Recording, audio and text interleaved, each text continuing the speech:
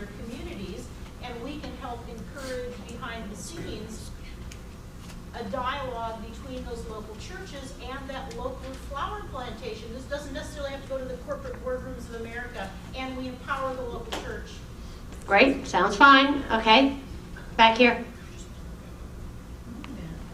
Well, over church, our General Assembly, so that the General Assembly can act as members of the board. I'm sorry, say that again?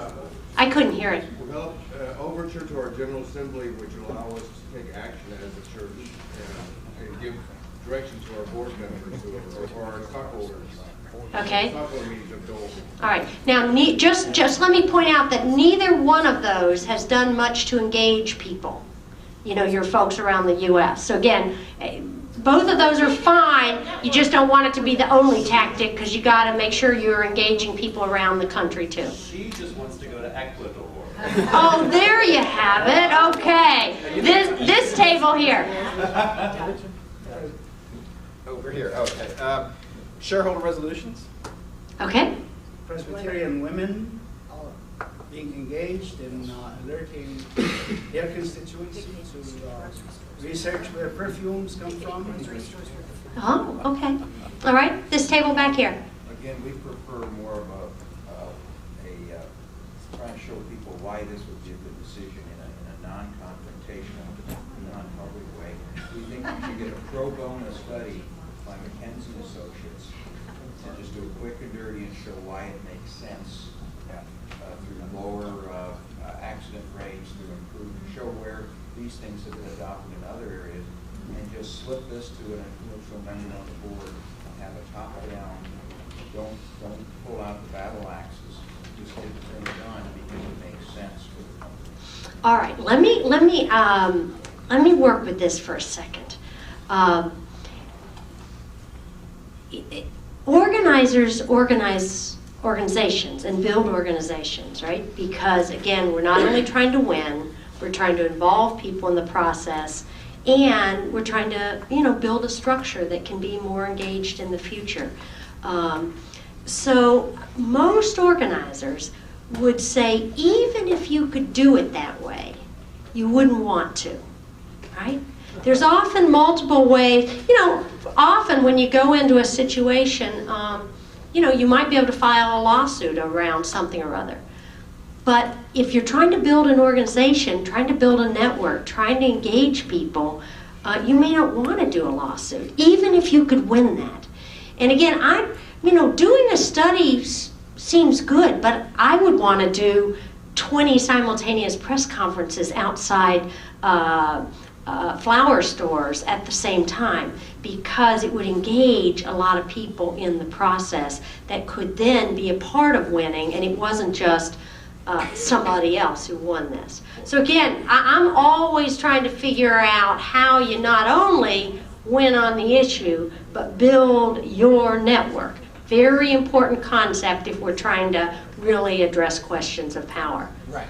See, we're trying to solve the problem, and you're going off in a bigger direction for a potentially maybe a good purpose. But I'm a businessman, quite frankly, a retired businessman, and if we really want to help these people, there's an awful lot of very, very good companies in the world that are not unionized. And their people are very happy. And they, quite frankly, often do better than unionized companies. So our whole point is, you want to help these people? Let's find a way to help these people. And, we're not out to build a monstrous organization, but we're out to solve the problem, help these poor people, get those 5 guys that got. I appreciate that, and that you can do that, right? And if you want to go that direction, but the point of this workshop is helping people struggle a little bit with how do you think about this in an organizing way where you are not only trying to solve a problem, but you're trying to engage people in the process of doing that, right? It is really, it is a fundamental piece of organizing that you're thinking intentionally about how to work on this issue, because the next time there's a problem that needs hundreds of people involved, you don't have a mailing list. You don't have people who've worked with you. You don't have a network that can engage, because the next problem might not be solved with a study. Right? It's really fundamental for this organizing stuff. So I appreciate where you're coming from. Again, part of this exercise is trying to think about how we do things, not always in the in the most direct way. It might be the best way. I did a bunch of work a few years ago with a group of women in a public housing development in Chicago, and they couldn't get keys to a room that was supposed to be a community room, right? And frankly, I could probably have called the alderman and got the alderman to call and get the keys. But if we did it that way, the women wouldn't have built an organization and had a sense of engagement. And so we put together a little strategy chart on how we were going to get those keys, and people decided to go down to the housing agency, and they brought their children, and we gave them all sticky candy when we went down. And we sat in the office with all the children and their sticky candy. And lo and behold, they came out and gave us the keys, right? Now, those women made that plan, and they won it, and they felt they won it.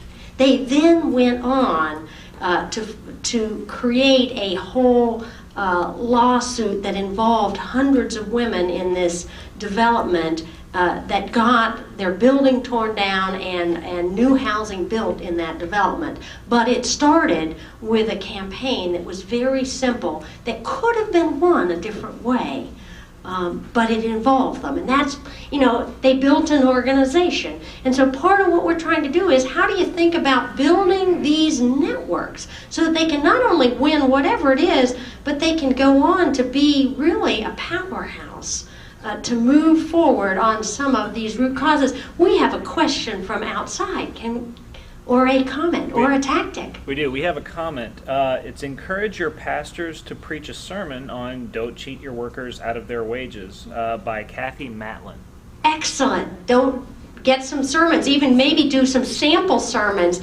And then you could maybe have a flower sermon day. Right? Flowerless sermon. A flowerless sermon day. That's right. We're going to do sermons without flowers and talk about wine. I like that. That's brilliant. All right. So a couple more tactics, and then we're going to probably need to wrap up here. Back there.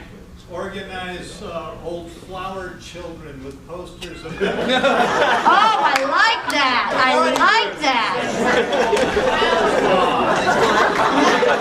Flower power. Flower power. I love it. Every youth group in every Presbyterian church making artificial flowers to give to their mothers on Mother's Day.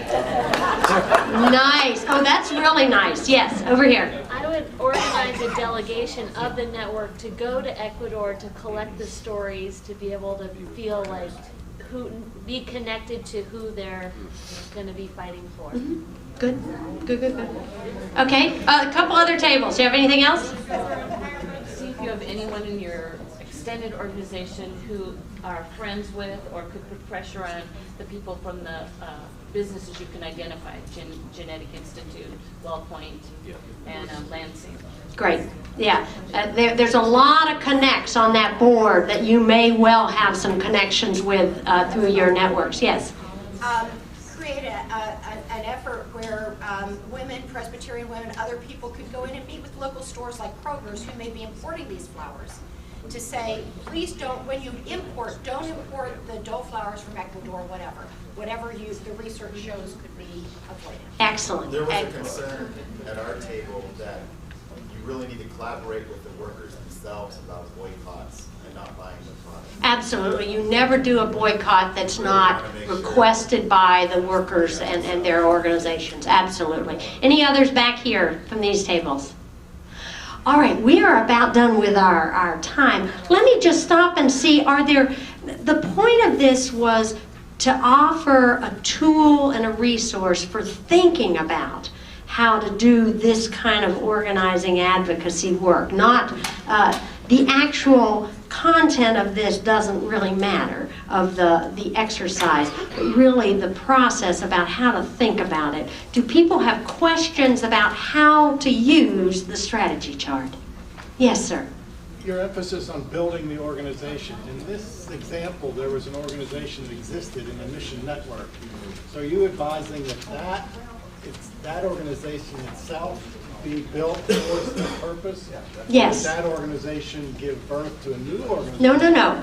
I'm saying whatever organization you're in, you need to be intentional about using every campaign to build the organization, right? Now, I'm not saying that the whole goal is just to build the organization, right?